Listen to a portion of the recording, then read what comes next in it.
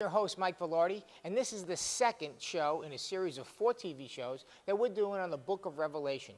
I am the author of The Time of His Coming, a book on Bible prophecy, and I hope to help you understand this incredible book. Now, I just want to go back and recap what we did in the first show. In the first show, we talked about the fact that we got through Revelation chapter 1, was that it was the revelation of Jesus Christ that he gave to his servant John. That's what this revelation is. And in chapters 2 and 3, John took this revelation and gave it to the 7 churches in Asia at the time.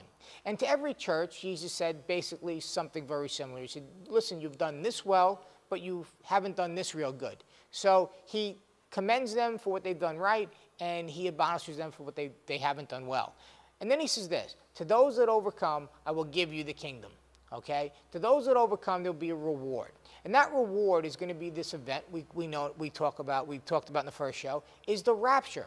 Paul had talked about it. Matter of fact, Paul had said that all of a sudden there's going to be a catching up, that the Lord is going to descend from heaven, and those that are on earth are going to be caught up to be with him, and they're going to be transformed and have a heavenly body. And this begins Revelation chapter 4. Now, we're going to go to the chart over here, and I'm going to show you the order and sequence of events. We have the 7 churches, which we see in Revelations 2 and 3. We then start chapter 4 with this event known as the rapture, where the saints are caught up to be with the Lord. Now, I explained in the first show that Revelation 4 through 11 is the heavenly view of events from the time of the rapture to the second coming of Christ.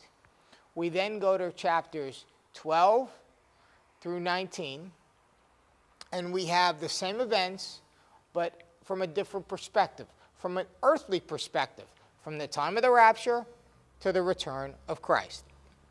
And the point of having these 2 perspectives is to add detail to the story. That is the point.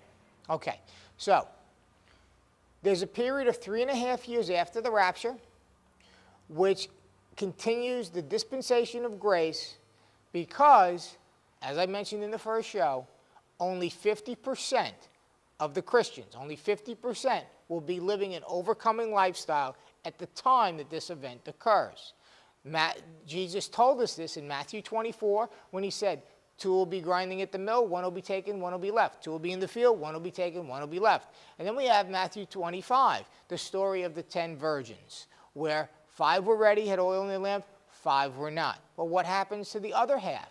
Well, they still will remain on earth, and they will be known as tribulation saints. They will go through this 3.5-year period of time. But during this 3.5-year period of time, what we see here it says tribulation saints, the gospel is preached from heaven. We know this from Revelation 14, verse 6, where what God does is he uses the raptured saints to preach the gospel so every single person will hear it. When that happens, they have a choice. You can either give your life to Jesus Christ at that time, although it's going to cost you your life most likely, or you can reject Jesus Christ, his mercy and his grace. And the Bible tells us in Revelation 20, those that do that will end up in the lake of fire. All right, so now we're going to go back and we're going to go through from the time of the rapture. I'm going to start in Revelation chapter 4, and we're going to go through each of what's called the sealed judgments. Now, a nice summary to this is also found in the book of Matthew. Matthew 24, they ask Jesus a question. They say, Lord, when will these things happen? What will be the sign of your coming and the end of the age? And Jesus starts with let no man deceive you. He starts with talking about deceptions. Then he says there'll be wars, there'll be rumors of wars. And after the wars and the rumors of wars, they're going to take you and they're going to kill you, they're going to persecute you. He parallels Revelation perfectly. And we'll get into that in a little while. But right now, we're going to go back. I'm going to go back and we're going to read through starting with Revelation chapter 4. Okay, let's go back to the Bible. All right, now, I just explained to you the rapture, and we're going to start with Revelation 4. Actually, I'm going to start with the last verse in Revelation 3. The last two verses would say this: "To him who overcomes, I will grant to sit with me on my throne, as I also overcame and sat down with my Father on his throne. He who has an ear, let him hear what the Spirit is saying to the churches." So Jesus is saying to the churches, you need to be right with me. You need to overcome sin. You need to be an overcomer. And he tells us that at the time of this event known as the rapture, the catching up of the saints to be with the Lord, that 50% of the people will be in that status. The other 50% will not. Now, God is graceful and he's merciful. And the 50% that are left, he will extend what's called the dispensation of grace for another 3.5 years. And we know that because he tells us that in Revelation 13. And we're going to get to that later on in the show. If not this show, then the next one, okay? So we know how long it'll be for, and those will be known as the tribulation saints, who will go through the tribulation, but are also saints of God, and will be caught up to be with the Lord at the end of that 3.5 years before the period of time known as Daniel's 70th week begins, which is when God's grace and mercy reverts back from the church to the Jews and the nation of Israel. All right, but let's not get ahead of ourselves. Let's get to Revelation 4, and up to this point, what has happened is this: Jesus Christ tells us that he's given his revelation to John. He speaks to the churches. He says, you've done this well, you haven't done this right. You need to overcome. To the overcomer goes the reward. And now we're at the place, in the order and sequence of this book, where the saints of God, those that were ready and overcame, were caught up to be with the Lord. Because it starts off and it says this in Revelation 4. "After these things I looked, and behold, a door standing open in heaven."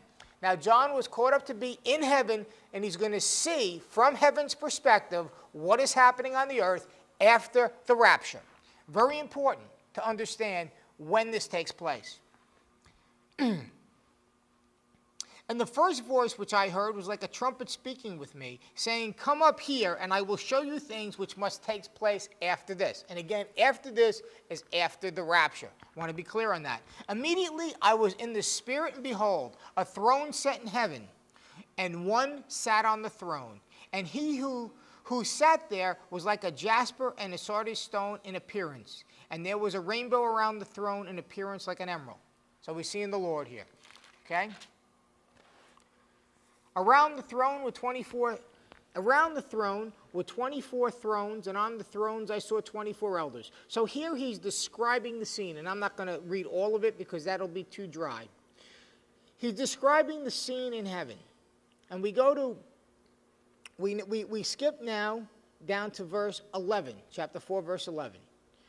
And here's what is being said. "You are worthy, O Lord, to receive glory and honor and power, for you created all things, and by your will they exist and were created." Now, who's saying this? These are the raptured saints. These are the ones that were caught up to be with him. We start Revelation chapter 5, the sealed book. "And I saw in the right hand of him who sat on the throne a scroll written in the inside and the back, sealed with 7 seals." Now, what we see in chapter 4 is John in heaven. We see the saints that are in heaven praising him, right? Saying that he is worthy because he redeemed them. All right, we see the throne of the 24 elders being there. And now we get into 5.